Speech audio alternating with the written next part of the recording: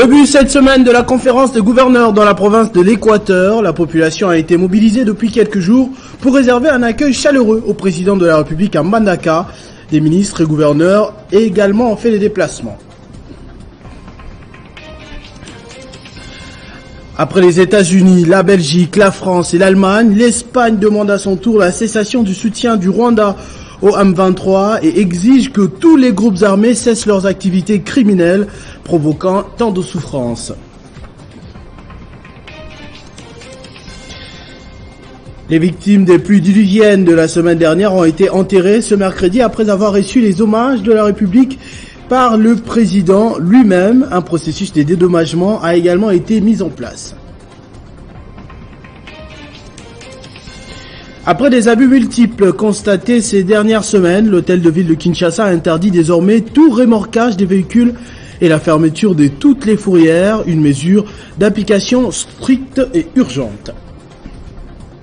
Mesdames et messieurs, bonsoir. L'avion transportant le président de la République et la première dame a atterri à l'aéroport de Mbandaka, dans la province de l'Équateur, peu en début de soirée. Il s'agit du premier déplacement de Félix Tshisekedi sur place depuis le début de son mandat.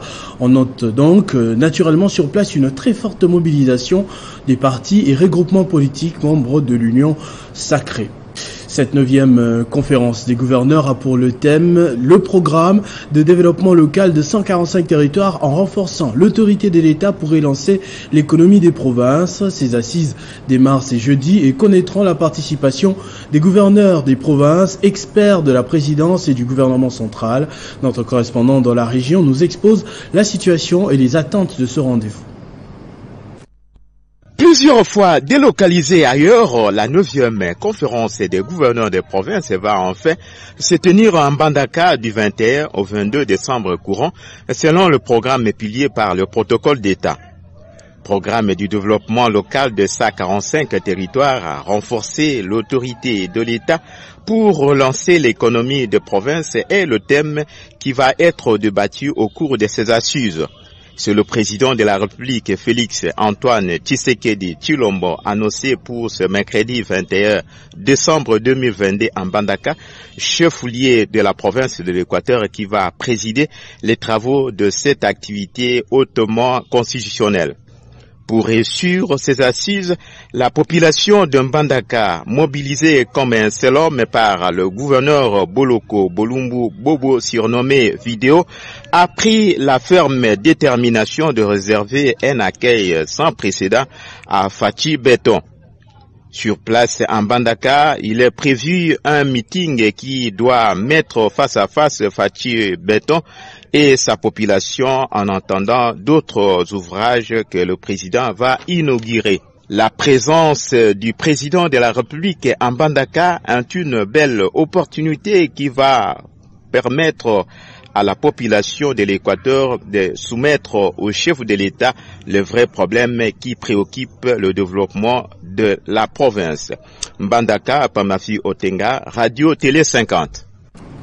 Déjà présente à Mbandaka, l'autorité provinciale du Lualaba s'est adressée à la population, appelant à une mobilisation générale tout au long de ce premier séjour du chef de l'État dans le Grand Équateur. Avoir la visite de l'autorité suprême du pays est une bénédiction. Cela n'arrive pas tous les jours car il a d'énormes charges d'État, a-t-elle confié à la masse en Lingala. En marge de la 9e conférence des gouverneurs, la gouverneure du Lualaba est arrivée dans la province de l'Équateur ce mardi 20 décembre 2022. À son arrivée à l'aéroport de Mbandaka, Marie-Thérèse Masuka Saini a été accueillie par une forte délégation de la province du Lualaba avec le secrétaire exécutif en tête, Archimède Kalassa, ainsi que les cadres et militants du Front des indépendants pour la démocratie chrétienne, FIDEC, conduit par la députée nationale honoraire Marie-Louise Letty Ekpoli, secrétaire générale. La foule des militants de FIDEC l'a conduit jusqu'au siège de la fédération provinciale. Marie-Thérèse Masuka Saini a remercié la population équatorienne, particulièrement les militants de sa formation politique, pour l'accueil lui réservé.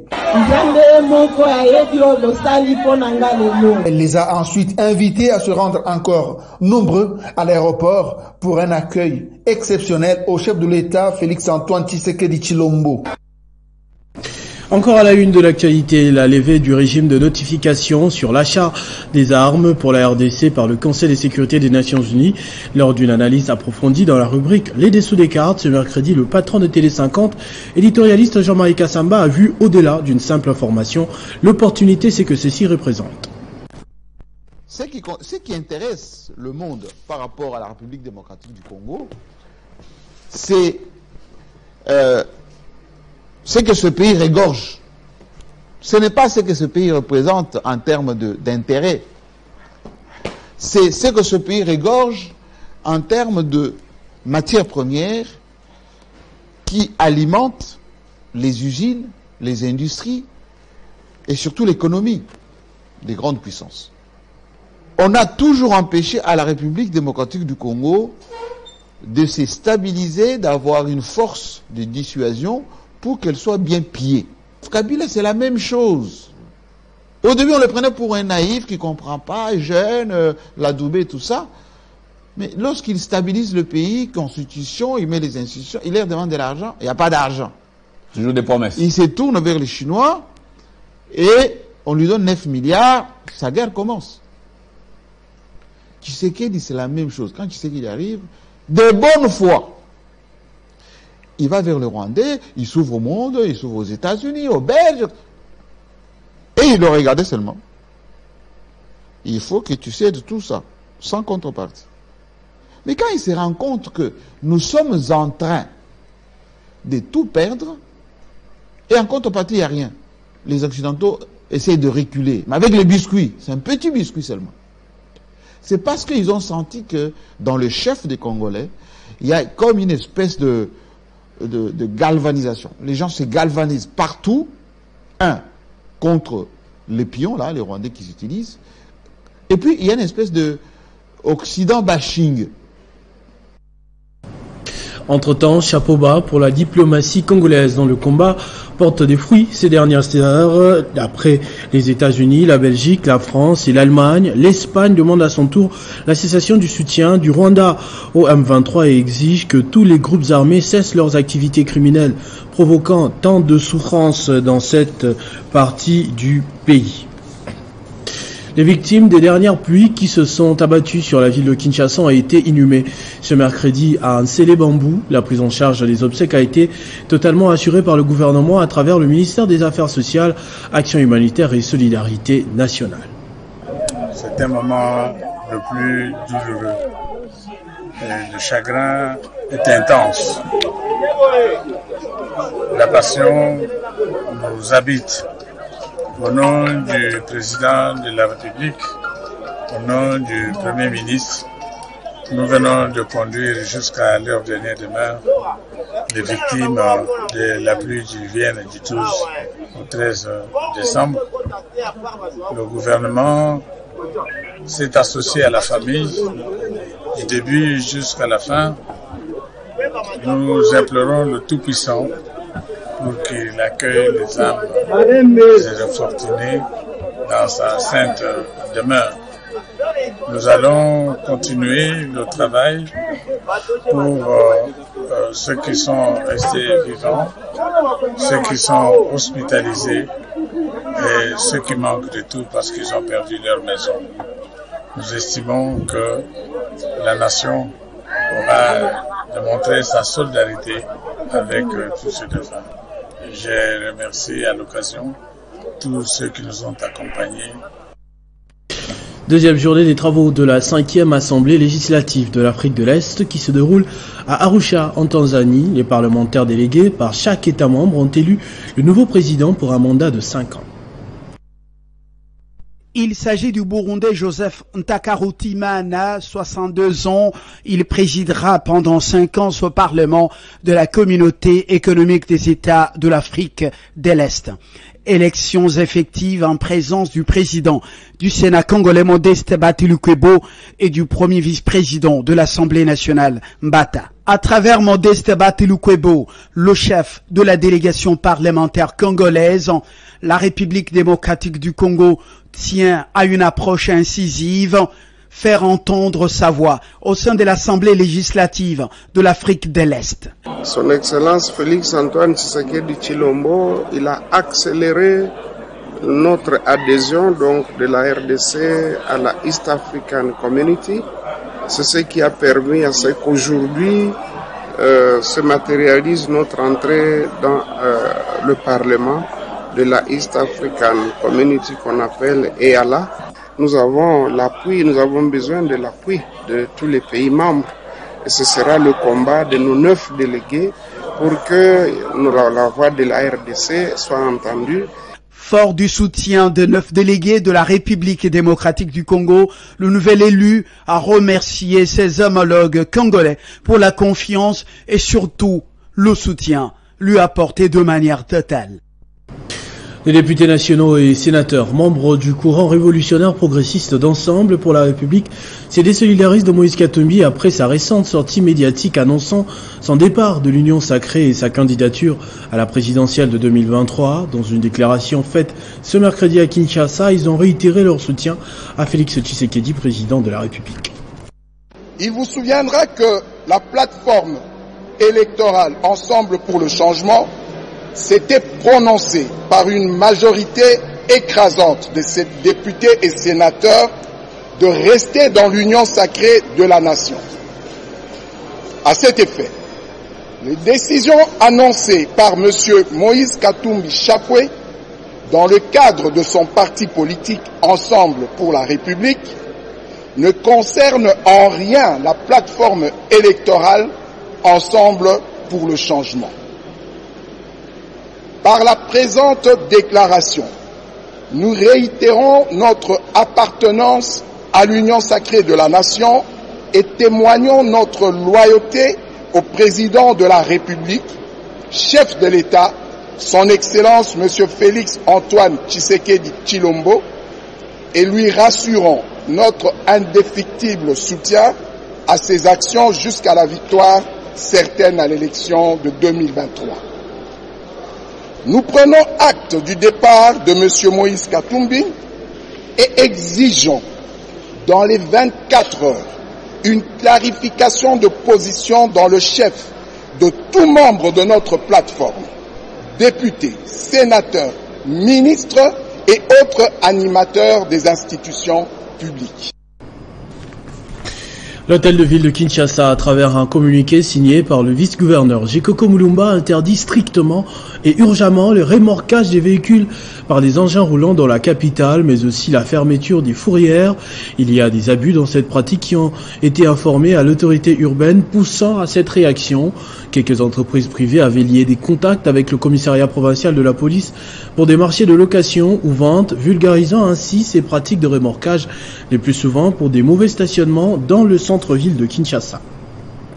Diversification de l'économie congolaise. Le ministre de l'Industrie, Julien Paluku Kaongia, a donné ce mercredi des orientations aux membres du conseil d'administration de l'Agence des zones économiques spéciales, AZES. La mobilisation des ressources financières, des investisseurs et la consolidation des échanges avec les administrations fiscales ont été au centre de cette réunion.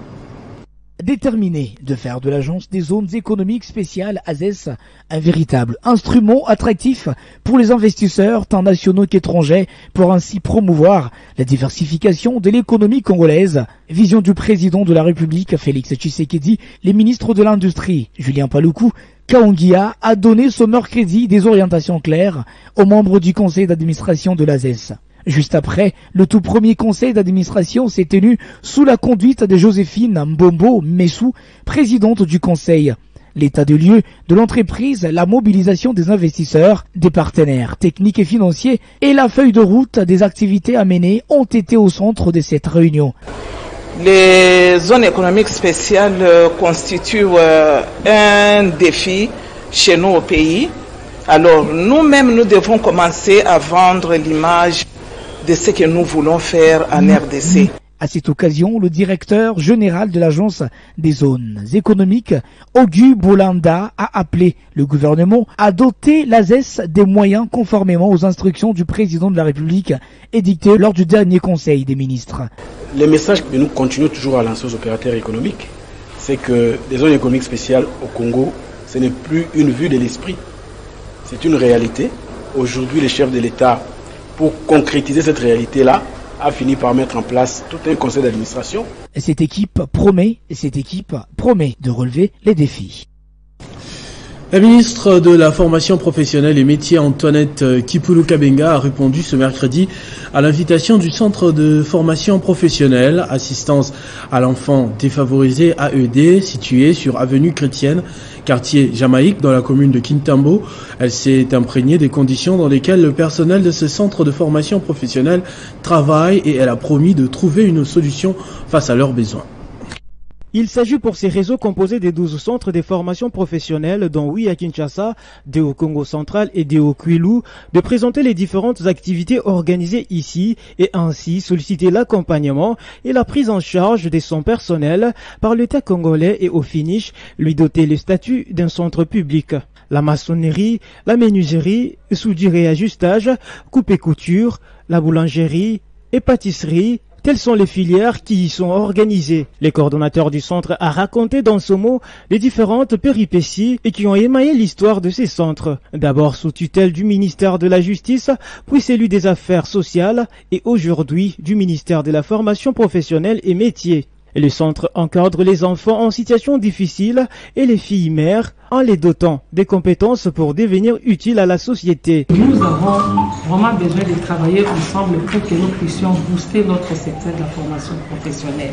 Le travail que vous faites, vraiment ça corrobore avec ce que nous faisons par rapport au responsable chef de l'État et le chef du gouvernement. Antoinette Kipulu Kabenga n'est pas rentrée les mains vides, une surprise l'attendait. C'est un jeune homme, ex-combattant des groupes armés désormais, encadré par l'AED, qui a offert à la patronne de la formation professionnelle et métier son portrait. Je suis content puisque nous avons reçu Madame la Ministre et je demande aux autorités de soutenir des jeunes dont certains sont orphelins. Célébration le mardi dernier à Bunkeya, dans la province du Lualaba, du 131e anniversaire de la mort du roi Msiri, fondateur du royaume de Bayeke. La cérémonie a eu lieu en présence de plusieurs autorités traditionnelles, politico-administratives du pays et invités de marque. C'est ce mardi 20 décembre que le peuple yéké, aux côtés de plusieurs autres venus de la RDC, de l'Afrique et du monde, ont célébré le 131e anniversaire de la mort du roi Msiri, fondateur du royaume des Bayéké. Nous sommes à Bunkeya, dans la province du Lualaba. Ce sont les autochtones eux-mêmes qui ont fait de Msiri le maître de ce pays qu'il baptisa Garaganza, du nom d'un royaume de chez lui, et que le premier missionnaire protestant déformé en Garengans pour baptiser la mission qu'il venait de construire à Bunkeya. C'est ainsi que, depuis ces jours, le peuple du Garengans commémore chaque 20 décembre la vie de son fondateur, Mwenda Msiri Ngelengwa Chitambi. Du Mankoulou où a commencé la procession en passant par la place royale jusque dans la cour du roi, le peuple Basumbois, comme un seul homme autour du tam-tam, porte plus haut sa majesté Mwami Mwenda Wantu Munongo Godefroy Junior, actuel roi et grand chef de la chefferie des Bayéké et initiateur d'un développement intégral des Bayéké. Signalant que plusieurs personnalités traditionnelles, politico-administratives, judiciaires et sécuritaires et d'autres invités de marque ont pris part à cette commémoration. L'on note également la présence de Moïse Katumbi, fils des Bayéké, venu commémorer la bravoure de son arrière-grand-parent, le roi Msiri Ngelengwa Chitambi. C'est comme ça, chaque année, depuis près de 131 ans, toute la communauté est mobilisée. Et parmi les invités de marque cités tout à l'heure, on a noté la présence de monsieur Olivier Kiboko, qui a pris part active afin de célébrer ce guerrier de l'histoire de ce coin du pays.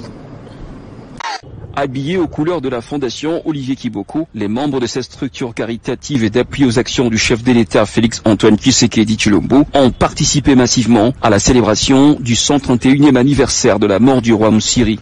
Dans les villages Bunkeya, capitale du royaume d'Ngarengazé, les bourgmestres de la commune de Likasi, Olivier Kiboko, s'est fait accompagner à cette occasion par Madame Anzaka Alima, récemment nommée bourgmestre de la commune de Chitourou. Arborant la tenue de fête pour la circonstance, avec dans sa suite des sympathisants de sa fondation, le président de la FOCAM, Olivier Kiboko, a conduit la procession pour l'accueil du roi.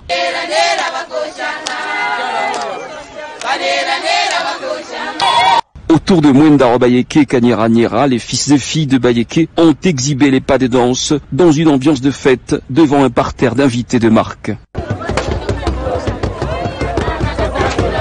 C'était visiblement une mobilisation tous azimuts réalisée par Olivier Kiboko. Pour couronner cette 131e commémoration depuis l'assassinat du roi Msiri dans l'actuelle province du Lualaba, Olivier Kiboko et Anzaka Alima ont scellé cette journée par la remise d'un présent à l'honneur du roi Mwenda Bayeke Kanyera Nyera.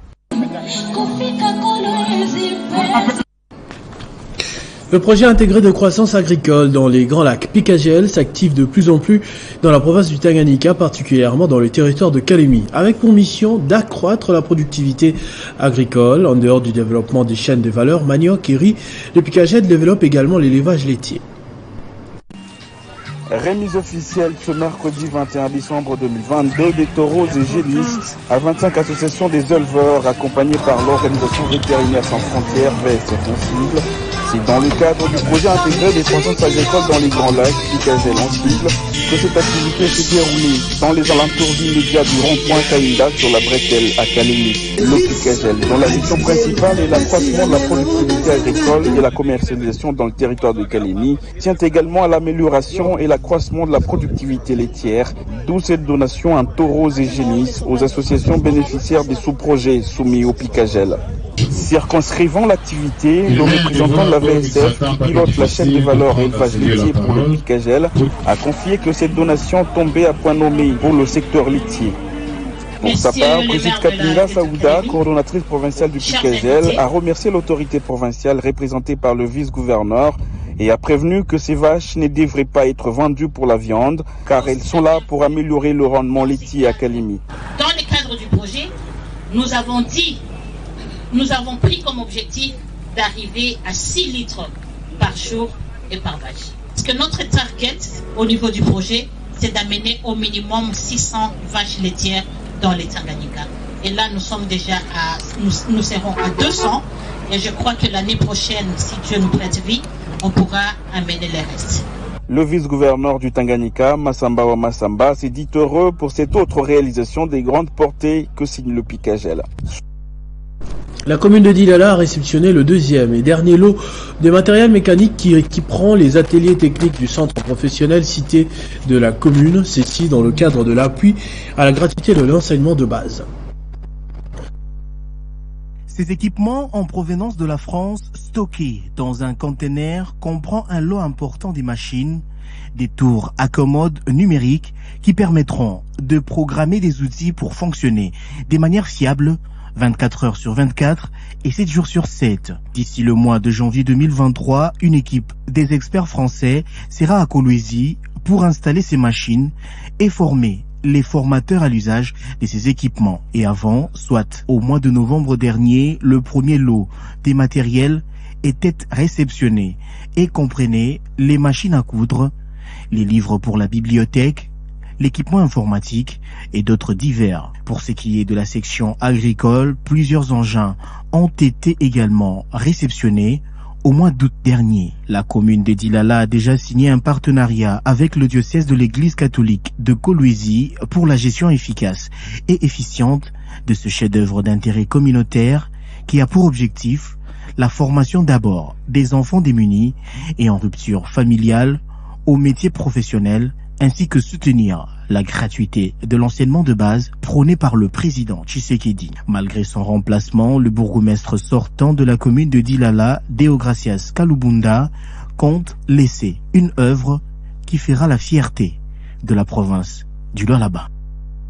Œuvrant pour l'amélioration des conditions carcérales des prisonniers en RDC, l'ONG donnant un sens à la vie était descendue à la prison centrale de Boma, dans le Congo central, où elle a lancé la formation pratique en coupe et couture des prisonniers de cette maison carcérale.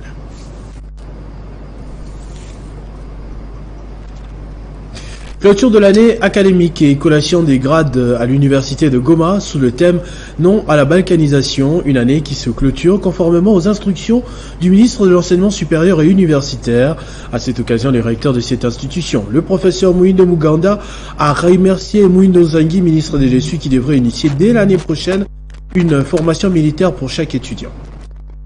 Tout a commencé par une procession de lauréats suivi par le corps académique et administratif de l'université de Goma, sous les artères principales de la ville de Goma, pour aller chuter au campus du lac.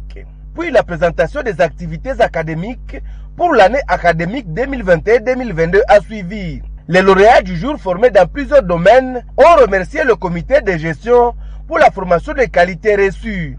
Juste après est intervenue la cérémonie proprement dite de proclamation des résultats domaine par domaine et la collation des grades par le vice-gouverneur du Nord Kivu qui a présidé cette double cérémonie. Le professeur Mouindo Muganda, recteur de l'UNIGOM, a remercié le ministre de l'Essuie Mouindo Nzangi pour avoir initié dès l'année prochaine une formation militaire pour tous les étudiants. Les bonnes raisons pour lesquelles j'ai pensé que le thème à mettre sur l'entête de cette manifestation ce soit non à la balkanisation, c'est parce que ceux qui disent non à la balkanisation, on les voit et ils le disent concrètement. Tout a remercié le comité de gestion de l'université de Goma pour ces différentes réalisations. Le vice-gouverneur du Nord Kivu Romi Ekuka a aussi encouragé les étudiants à faire la formation militaire. Je vous réitère tout simplement l'appel du chef de l'État. C'est bien tout ce qui a été fait, mais moi je suis derrière le chef de l'État et je vous demande d'adhérer massivement à la formation militaire. Sur place au campus du lac et pour la toute première fois, les lauréats ont reçu leur diplôme des mains du vice-gouverneur. Pour terminer, c'est la saison et on évoque la remise ce mercredi à la direction générale du Fonds forestier national des produits de grande consommation aux agents et cadres de ces structures pour les permettre de fêter très bien les fêtes de Noël et de Nouvel An dans la joie. Dans le cadre des fêtes de fin de l'année et sous l'encouragement de la vice-premier ministre, ministre de l'Environnement et Développement Eve Bazaïba, le Fonds forestier national ont octroyé le mercredi 20 décembre 2022 dans sa direction générale les produits de première nécessité à ses agents et cadres, notamment plusieurs sacs de riz, sacs de semoule, huile, poissons salés, poulet, tomates et autres. Après la remise de ces produits de grande consommation, quelques cadres et agents de cette structure saluent ces gestes remarquables tout en remerciant son directeur général, Honoré Moulumba, pour ses bienfaits. C'est un plaisir de voir ces mouvements assez sociaux à la fin de l'année. Donc c'est très positif pour le Fonds forestier national. Par ailleurs, d'autres ont saisi cette opportunité pour lancer un message d'encouragement afin de multiplier plus d'efforts pour l'année 2023. Nous en profitons pour dire merci à notre DG parce que ça c'est un signe d'amour et de bonne foi envers nos travailleurs. Il le fait avec joie, nous le recevons avec joie et nous demandons, nous souhaitons de bonnes choses pour lui. Pour cette nouvelle année qui commence. Tous les agents sont contents. Le message est que nous devons aussi travailler pour rendre à notre chef ce qu'il nous donne. Signalons qu'avant son voyage pour les États-Unis, où il séjourne depuis quelques jours, le DG du Fonds forestier national, Honoré Moulumba, avait signé et ordonné la distribution des colis en grande quantité afin que tous les agents puissent bien passer le fête de Noël et de Nouvel An dans la joie. Ce journal est terminé, je vous en rappelle tout de suite les principaux titres. Début cette semaine de la conférence des gouverneurs dans la province de l'Équateur, la population a été mobilisée depuis quelques jours pour réserver un accueil chaleureux au président de la République à Mbandaka. Des ministres et gouverneurs également ont effectué le mouvement. Après les États-Unis, la Belgique, la France et l'Allemagne, l'Espagne demande à son tour la cessation du soutien du Rwanda au M23 et exige que tous les groupes armés cessent leurs activités criminelles provoquant tant de souffrances. Les victimes des pluies diluviennes de la semaine dernière ont été enterrées ce mercredi après avoir reçu les hommages de la République par le président lui-même. Un processus de dédommagement a également été mis en place. Après des abus multiples constatés ces dernières semaines, l'hôtel de ville de Kinshasa interdit désormais tout remorquage des véhicules et la fermeture de toutes les fourrières, une mesure d'application stricte et urgente. À tous et à toutes, merci d'avoir suivi ce journal. Restez fidèles au programme de votre chaîne Télé 50. Vivez heureux, vivez 100 ans, mesdames et messieurs.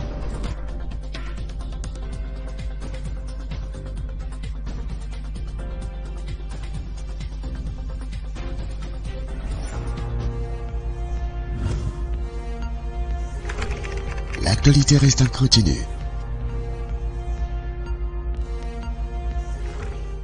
À l'occasion des festivités des fins d'année 2022 et des Nouvel An 2023, la Direction Générale de l'Office de Gestion du Fret Multimodal, OGFREM en sigle, dont le mandat est placé sous les signes de la concrétisation de la vision de son Excellence, Monsieur le Président de la République, chef de l'État, Félix Tshisekedi Tshilombo, dans les domaines des infrastructures, des facilités d'assistance aux chargeurs, d'amélioration du climat des affaires, des croissances économiques et des maximisations des recettes du trésor public du secteur des transports, rend les hommages les plus déférents aux garants de la nation et présente à lui-même ainsi qu'à toute sa famille biologique les vœux les meilleurs des bonheurs, de paix, de prospérité, de longévité, des victoires et de plein succès à tous égards.